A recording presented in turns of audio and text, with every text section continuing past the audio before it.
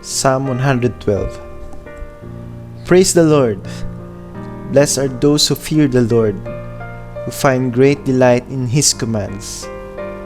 Even in darkness light dawns for the upright, for those who are gracious and compassionate and righteous. Surely the righteous will never be shaken. They will be remembered forever. They will have no fear of bad news. Their hearts are steadfast, trusting in the Lord. Their hearts are secure.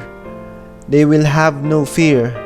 In the end, they will look in triumph on their foes.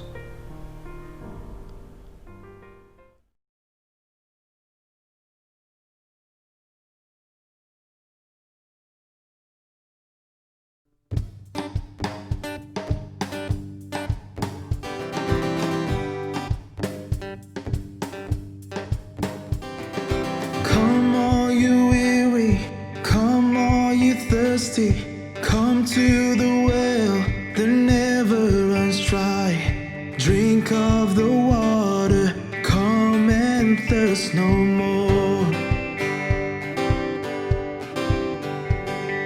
Come all you sinners, come find His mercy, come to the table, He will satisfy. Taste of His goodness, find what you're looking for. For God so loved the world that He gave us His one and only Son to save us. Whoever believes in Him will live forever.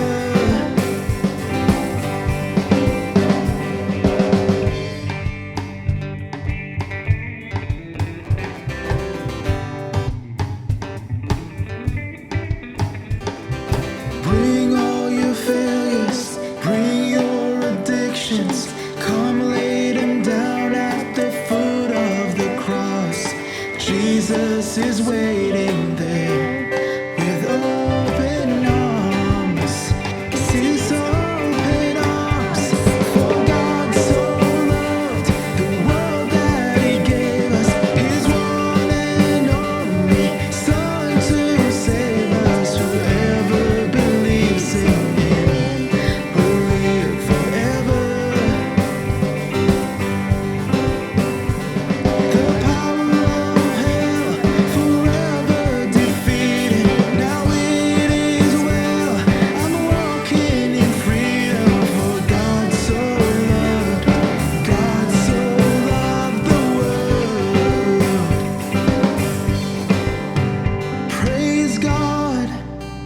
Praise God, from whom all blessings flow. Praise Him, for the wonders of His love.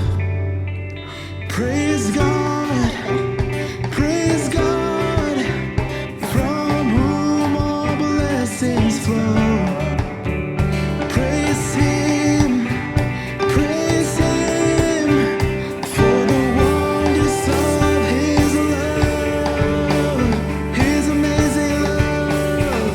For God so loved the world that He gave us His one and only Son to save. For God so loved the world that He gave us His one and only Son to save us. Whoever believes in Him will live forever.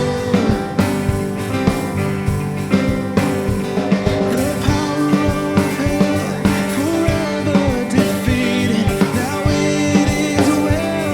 I'm walking in freedom. For God so loved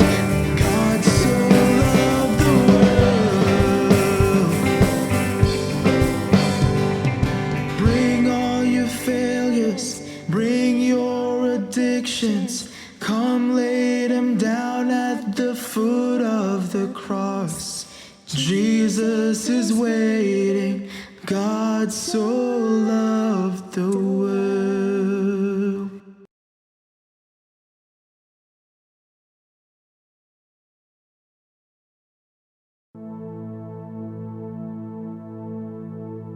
For God so loved the world, and that He gave His only Son, and whosoever believes will not perish, they shall have eternal life.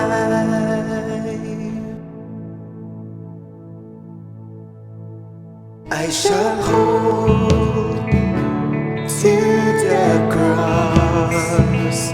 I shall hold to God alone, for His love has salvaged me, for His love has set me free. For God so loved the world that He gave His only Son, and whosoever believes will not perish, they shall have eternal life.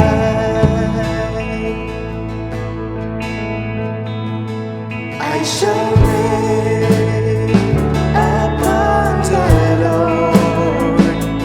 I shall wait upon His word, and by His grace I am released, and by His grace I am redeemed.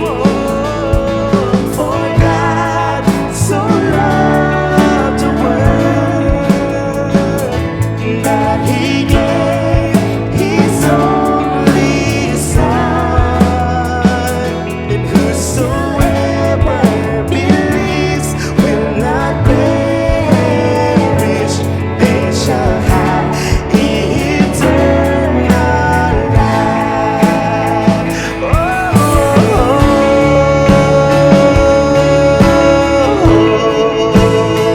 Oh, we give you praise, Jesus.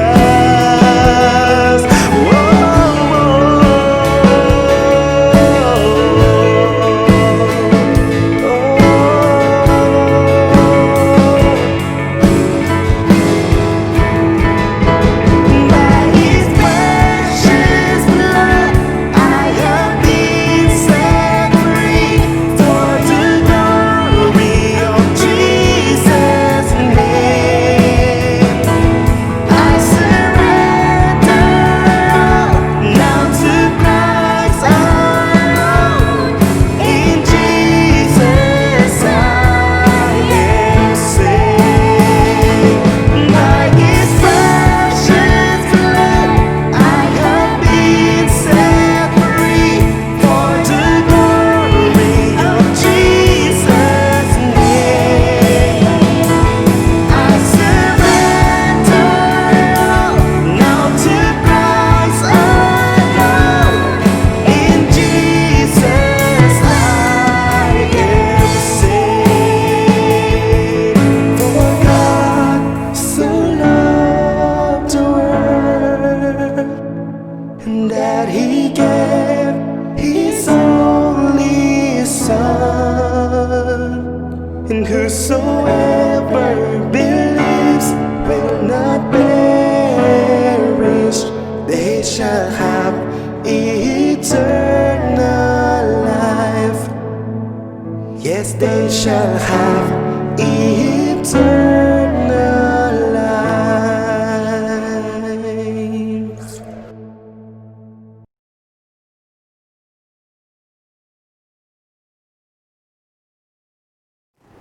Isang maganda at pinagpalang umaga po sa ating lahat, mga minamahal kong kapatid, at sa bawat isa na nanonood sa ating online Sunday worship sa umagang ito.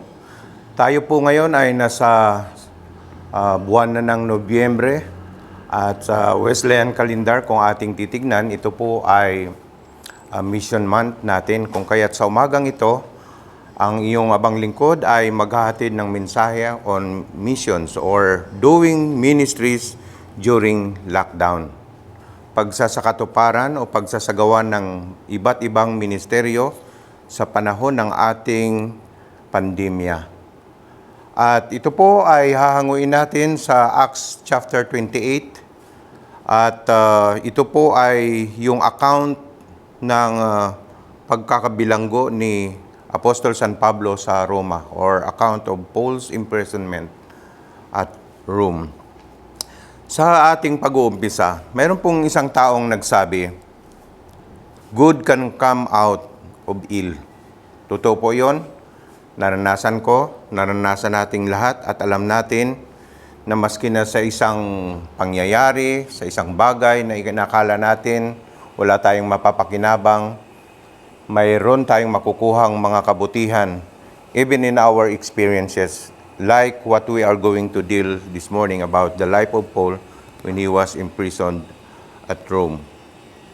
Pagkatapos po ng kanyang faithful voyage court niya po ay wrote ay makikita natin sa chapter 27 ng Acts. At siya ay nagumpisa sa Caesarea, sa Sidon, Myria, Crete, Malta, and then finally reaching Rome.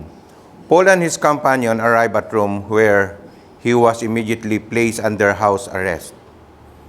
Ang pagkakabilanggo pala ni Apostol San Pablo ay hindi po sa isang typical na kulungan, kung hindi sa isang bahay na kanyang inupahan, kagaya ni Irap nung siya po ay mabilanggo, di ba? Dinala siya sa Tanay, sa GE camp, sa kanyang mansion doon, at doon siya na house arrest ng maraming mga taon. And he was immediately placed under house arrest, that is in Acts 28:16, and then waited for 2 years to make his appeal before Caesar. Ito pong Caesar, equivalent din po ito nung mga hari sa Egypt na tinatawag na mga Pharaoh. At inaakala po na, according to tradition, itong Caesar during the imprisonment of Apostle Paul in Rome was Caesar Nero. At yan po ay mababasa natin sa chapter 25, 28, and other references. Pero sa mga panahong ito, Paul was not idle. Siya ay nagpatuloy sa kanyang mga gawain, ministeryo, ayon sa pagkatawag sa kanya ng ating Panginoong Jesus. At ito yung mababasa natin sa buong kapitulo ng Acts 28. He met with the Jewish leaders in Rome. He preached the gospel. He wrote several epistles, and he prayed for churches, and he displayed his faith and joy in his suffering. Isa-isahin po natin ito sa umagang ito. So indeed, it was a fruitful mission for Apostle Paul despite his imprisonment or being locked down. Lockdown po, pwede natin sabihin lock-in or lock-up. Halos synonym lang po ito. At ito yung pagkakabilanggo na halos wala kang magawa. Tayo, malaya tayong kumikilos, kaya lang dahil sa panganib ng pandemya, para na rin tayong nakakulong na hindi sagad o kumplito ang ating kalayaan, lalo na sa mga gawaing pangmisyon ng ating simbahan. So, let us see the account of Paul's ministries during his lockdown in Rome. Number 1, he bravely met with Jewish leaders. May dalawang meeting po na nangyari since he arrived the place in Rome. The first meeting, he explained why he was there and the reason for his appeal. In verses 17 to 20, he had done nothing against the Jewish culture or customs. And Roman officials wanted to let him go, but the Jews from Jerusalem spoke against it. Mga kababayan, na kanyang pinanggalingan, supposed to be mga kapatiran sa pananampalataya, sila pa yung against, forcing him to appeal to Caesar, that is after 2 years. Yet it was for the hope of Israel, he was bound in chain. May dahilan po. Bagamat wala marahil sa plano ng Panginoon ang mga kaganapang pagkakabilanggo, pagdurusa ni Apostol San Pablo, pero ito'y naging bahagi ng kanyang pagkatawag alang-alang sa bayang Israel. The Jewish leaders desired to learn more. Kaya siya ay minabuti nilang makausap for the second time. Verses 21-22. For they neither received letters or heard anything evil of Paul, but they wanted to hear what he had to say about this sect, quote-unquote, yung sikta, usap-usapan sa paligid, sa amang lugar na kesyo tinatatag nitong Apostol Pablo. At sa second meeting, on an appointed day, napakaraming mga tao na pumupunta doon sa kanyang rented house where he was house arrested. They heard him explain and solemnly testify from morning until evening, verse 23. Ano yung kanyang mga tinetestify upon? It's of the kingdom of God and concerning Jesus, chapter 8, verse 12. And then from both the law of Moses and the prophets, dinidiscuss niya. Ganyan kagaling si Apostol San Pablo in the school of the Holy Spirit for just few days when he was just newly baptized or converted into faith. The reactions was mixed. Some were persuaded, while others disbelieved. Verse 24. And in verses 25 to 28, they departed after Paul gave the solemn warning of being hard, of hearing, and closing their eyes.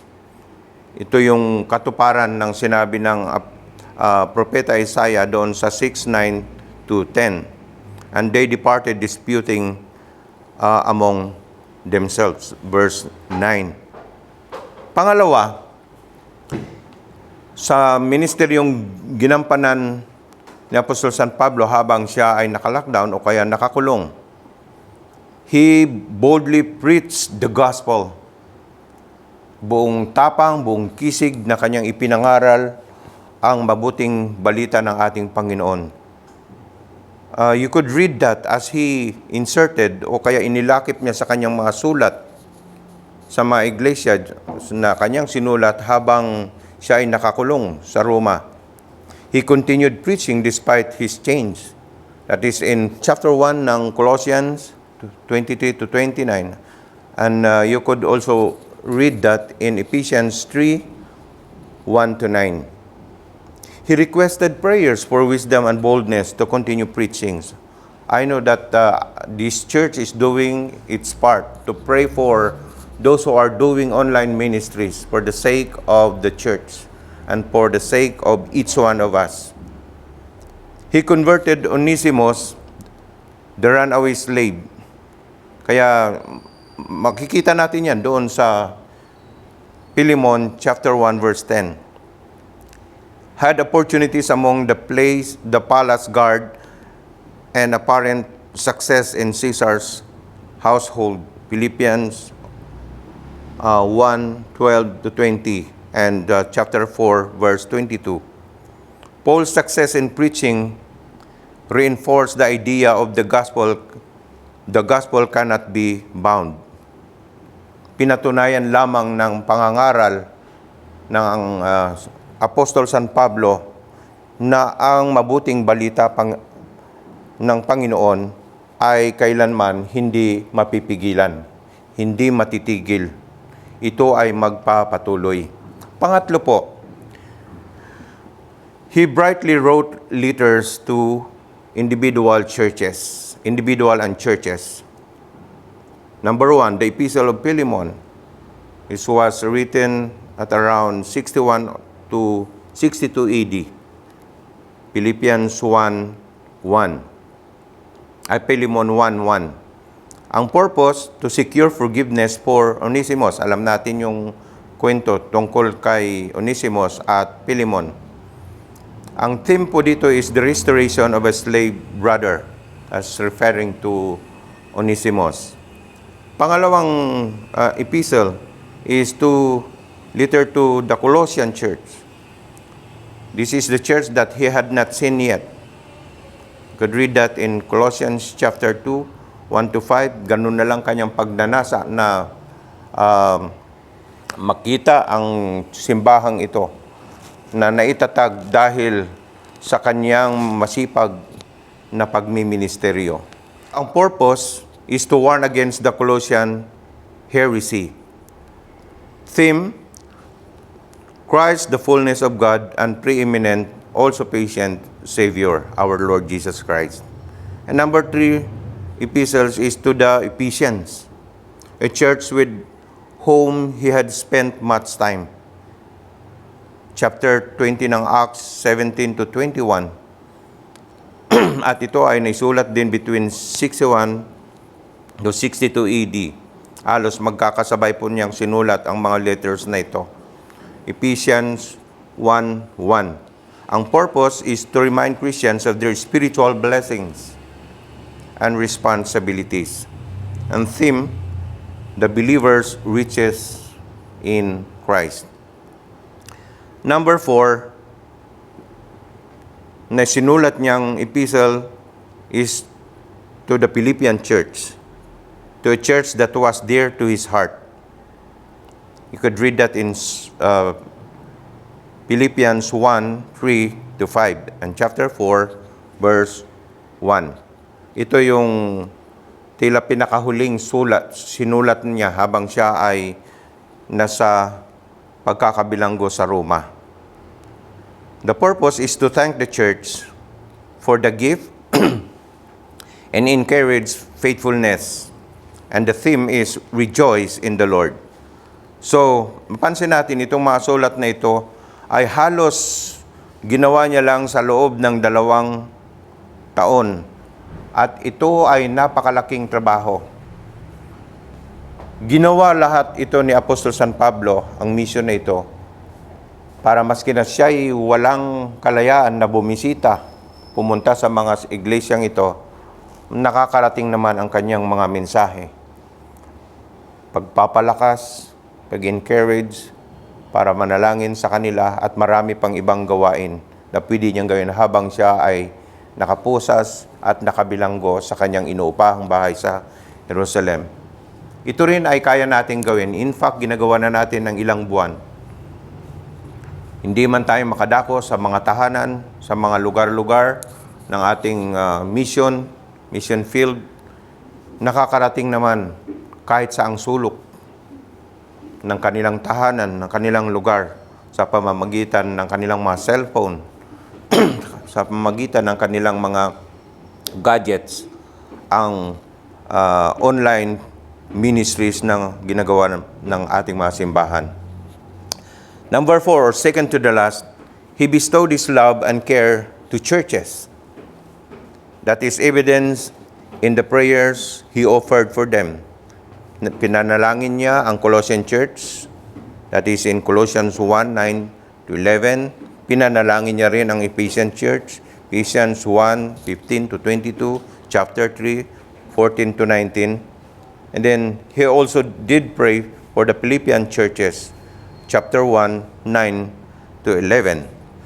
So, Paul's love and concern for others, despite his own circumstances, exemplify the mind of Christ. He is serving as a living testimony of the power of Jesus. Lastly, he demonstrated his faith and joy in his suffering.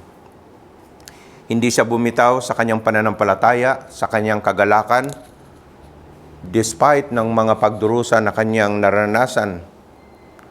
Para sa kanya, ang kagipitan ay isang pagkakataon para maglingkod sa Panginoon. He rejoiced in his suffering, Colossians 1:24, Philippians 2:16 to 18. And he sought to magnify Christ in his suffering. He can still praise God.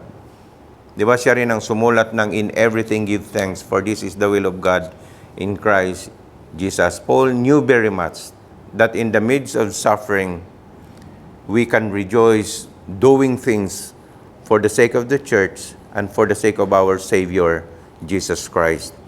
Paul's imprisonment gave him an opportunity to practice what he had been preaching and practicing all along. Hindi niya sinayang yung mga kaalaman, yung mga truths instilled by the Holy Spirit in his life. Ginawa niya lahat ito, sinulat niya, ipinagsigawan niya sa pamamagitan ng pangangaral for the glory of God. At ang mabuting balita ng kaligtasan ay makarating sa marami. Sinabi po ni J.W. McGarvey sa kanyang note sa isang commentary sa Acts, no 2 years of Paul's life were better filled with earnest labor than this to spend in Roman prison. Wala daw pong 2 taon na hihigit sa pagdurusa o na kanyang naranasan kaysa sa 2 taon na siya ay nakulong doon sa Roma. Ibig sabihin, na-enjoy niya. Gumawa pa rin siya ng kanyang tungkulin bilang isang apostoles ng ating Panginoon o disciple of the Lord Jesus Christ. Ipinarating niya ang mabuting balita sa lahat ng mga tao, sa mga iglesia sa iba't ibang lugar. Ulitin ko, no 2 years of Paul's life were better filled with earnest labor than this to spent in his Roman prison. As I close, indeed we have seen that such was the case. Yun yung naging kwento o account ng pagkakabilanggo ni Apostol San Pablo sa Roma. As Paul himself wrote sa Philippians 1:12-14, and I read, "But I want you to know, brethren, that the things which happened to me have actually turned out for the furtherance of the gospel, so that it was become evident to the whole palace guard and to all the rest that my chains are in Christ.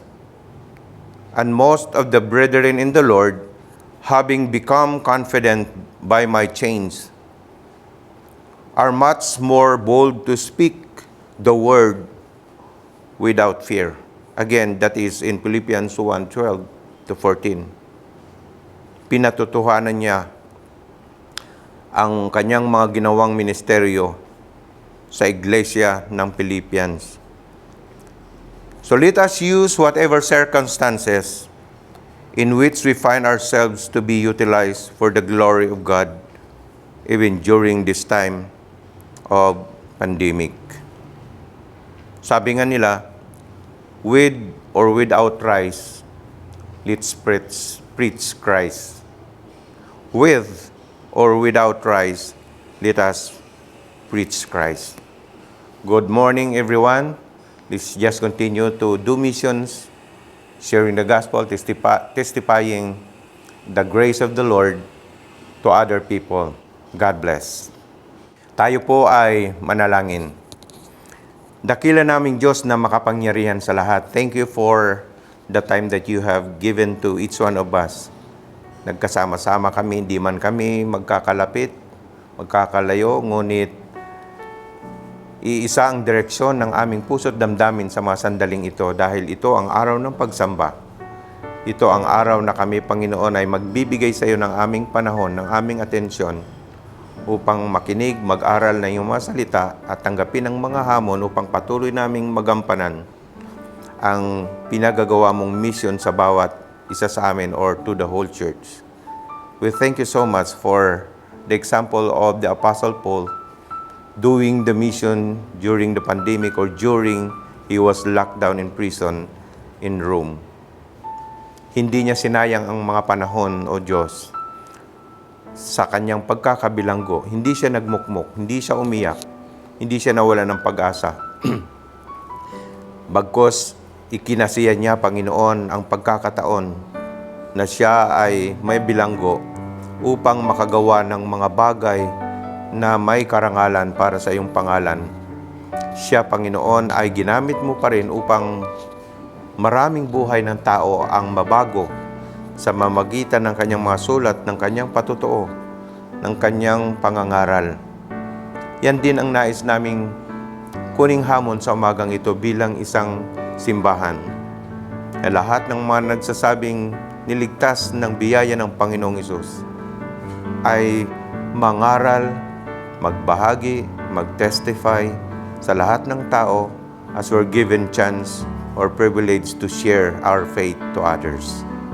Inihiling namin sa umagang ito na i-instill mo sa aming mga puso't isipan ang lahat ng katuwiran at mga katuruan na aming napakinggan mula sa iyong salita sa umagang ito. Thank you for the life of Paul. Thank you for the challenge. And thank you, Lord, for saving us. We believe that you saved us, Lord, to serve others too. Hinihiling namin, Panginoon, na patuloy mong ingatan ang bawat isa, ilayo sa panganib ng pandemya, Panginoon, ng COVID-19. At kaming lahat ay malusog na magpapatuloy sa pakikilakad sa iyo, sa pagsasakatuparan ng misyon na iyong ipinagkatiwala sa simbahan. Abutin mo ang bawat puso, bawat isip na nakikinig ngayon, Panginoon, sa iyong mga salita. Nawa kaming lahat ay magkaroon ng isang damdamin na patuloy ka naming sundin hanggang sa wakas ng aming buhay ng may katapatan. Sa dakilang pangalan ni Jesus, ito po ang aming sinasamo at dinadalangin. At ngayon, mga minamahal na kapatid, ang dakilang pag-ibig ng Diyos Ama, ang biyaya ng kanyang anak na si Jesus, ang pakikipisan ng banal na Espiritu naway sumaating lahat, ngayon at magpakailanpaman, siya nawa.